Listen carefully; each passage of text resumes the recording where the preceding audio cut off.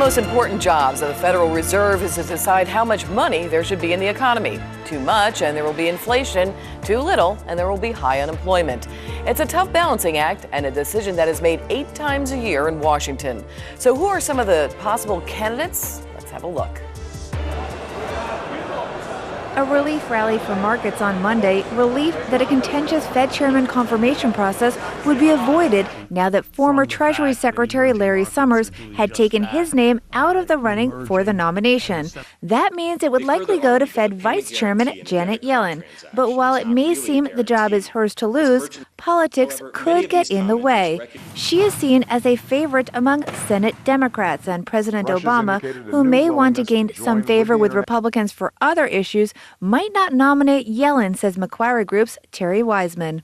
In some sense, it could be a sign of weakness and an overly aggressive concession to the Senate Democrats, who did not want Summers but wanted Yellen. If that's the case, then maybe an in-between nominee that could pass muster here would be the right one for Obama, in part to save face. Wiseman and others say former Fed Vice Chairman Donald Kohn's name is also in play, but he believes Yellen is still the strongest candidate, as does BNP Paribas U.S. economist Yelena Shoyatieva. I think the Summers withdrawal actually tells us that Obama administration miscalculated a lot of support that they have within their own party. We think that it just shows you it's not the first time they did it after Syria, and that was not getting enough support either. So we think that the president needs to concede on that, accept that Ms. Yellen is the most qualified person, and we just need to go ahead, especially because we are entering a really hot season for budget battles. Whomever the nominee is, the markets are betting they will be more in favor of the easing strategy embraced by the Bernanke Fed, increasing the odds of a Fed tightening further out.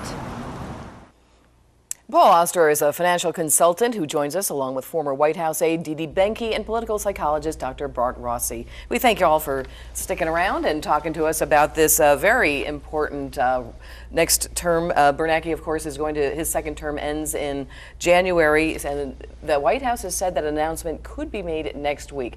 So let's have our predictions. Dee Dee, are we going to have the first lady as the Fed chairman, or chair lady, we should say? I like the fact she's a woman, but I don't like her in this position. And I don't think she's hawkish enough. It'd be nice to have a real business person, banking person. I mean, she's been there for a long time in the mix, but more as just like a bureaucratic hack. And I think she seems in her, in what she says, she is not concerned about bubbles. She just keeps wanting to throw free money into the system. I think that's very bad. So hopefully she won't. The liberal Democrats want her. Well, let's talk about so the stock market did rally at the likelihood of her announcement that she would take over this chair. But a lot of people say that she was too close as the vice chair and may not give enough, bring enough new ideas. So that's the plus and the criticism. Paul, you take it away. Well, the markets really rallied when Summers backed out because of his hawkish approach, where he would have certainly put the brakes on QE. With Yellen, what we will have is a continued accommodative policy. And we all know the hangover is getting worse and worse and worse. I'm a big fan of Bernanke, but I really felt that he kind of slipped here when everybody in the world was prepared for some type of tapering, and he let it go. I mean, he could have done 10 billion a month, but not to do anything, I think really has now set us up for a longer term problem. Well, let's talk about why you liked Bernanke. Well, again, he inherited not the greatest environment for sure, and he's done a tremendous job in the short term. But in doing that, we have sacrificed some true risk with these asset bubbles that we're creating with historically the lowest interest rates ever.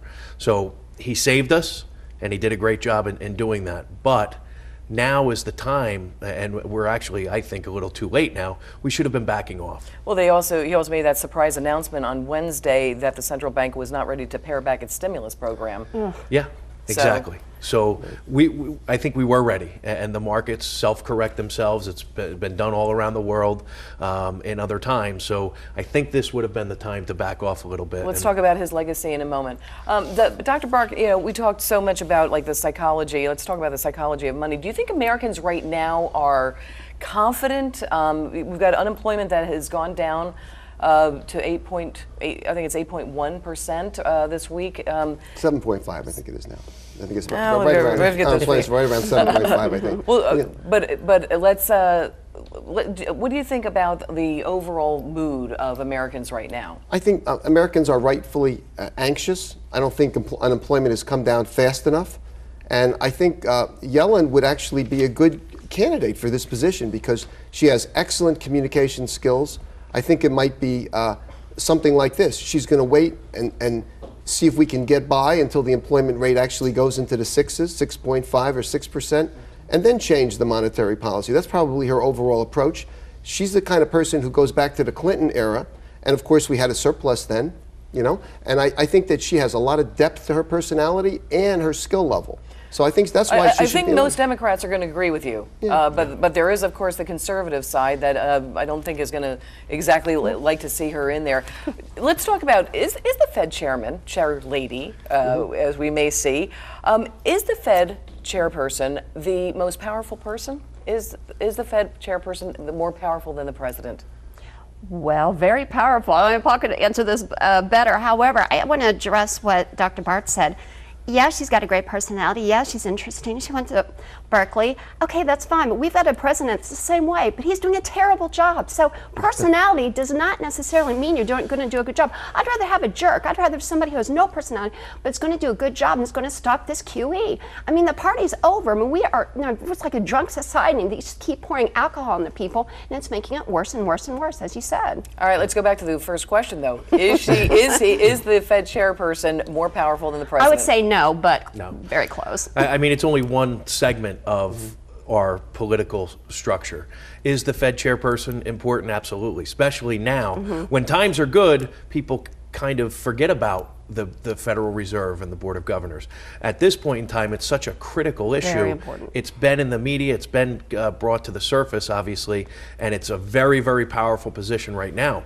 One of the things that Yellen has done, it's her philosophy about transparency. She's the one who actually eats in the cafeteria with the rest of the staff. Right. She's the one that's brought this transparency. But in doing so, she's also let politics into the Federal Reserve, when before it was a very, very secretive society. But now we have one of the things that Bernanke said about not easing up on the QE and the tapering was, we're not sure, is the government going to shut down? And then what effect is that going to have moving forward? So that played a part in not tapering. And it's, I've heard it said before, and I believe it to be true, Bernanke's almost day trading the market as opposed to some forward thinking and future thoughts. Are we going to see interest rates rise? Not in the short term, though. Not in the short term, but obviously the long term. Yeah. Dr. Bart? I take the other side of this. I'm very different than Dee Dee on this point. We came from a terrible situation. Obama did get 332 electoral votes. Unemployment is down, way down. The auto industry is up. The housing industry is up. We're going much better shape, going down a much better load. And I did check my figures. It's 7.3%, and it's also, but you also have a lot of folks, and Paul, that are working, but they're not full-time. Well, I was just going to say that number is almost arbitrary. There's such a margin for error and things that are just not consistent with that number. Part-time workers, people that have taken jobs, multiple jobs, yeah, and jobs that people totally checked out. Totally checked out, or they've taken jobs that they can't support their current lifestyles anyway. So we have made a recovery, but are we at a point now where we're ready to move forward? I don't know about that. Well, since you're the economy expert, what does the next Fed chairperson need to do? I mean, this is an enormous undertaking. Again, it's the play between the short-term and the long-term solutions here, and I don't think we can sustain the current environment any longer. We need to come up with an exit strategy as quickly as possible. And don't you think the way she talks, she's going to make it way worse. She wants to do exactly opposite of that. She doesn't want to cut down. She wants to say, oh, let's keep putting money in. Not worry about the bubble. She's for to continue to work against for unemployment. She would put interest rates secondary to unemployment for sure. She's made that very, very clear. Unemployment is her priority. Absolutely. And I think she's right about that. I think that's the way to go. Well, let me ask you, does the Fed chairperson represent Wall Street or Main Street? Dee Dee? Well, I would say a little both, because Wall Street obviously affects Main Street.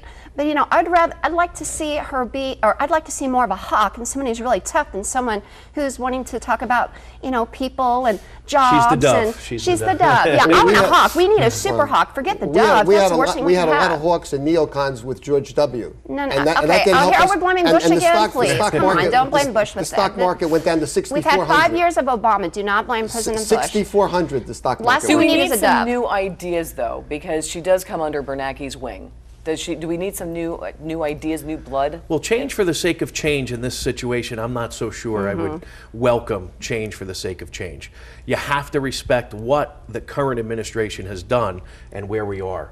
But there is certainly a need for a new path. Again, we need an exit strategy. Well, it will certainly be interesting. An announcement, of course, is expected this week, and we could see the first, of course, female Fed chairperson. So we will wait and see. Thanks so much for the discussion. All right, the lightning round is next here on Fresh Outlook, where we wrap up the week with some of the most talked about topics of the week. So don't go away. We'll be right back.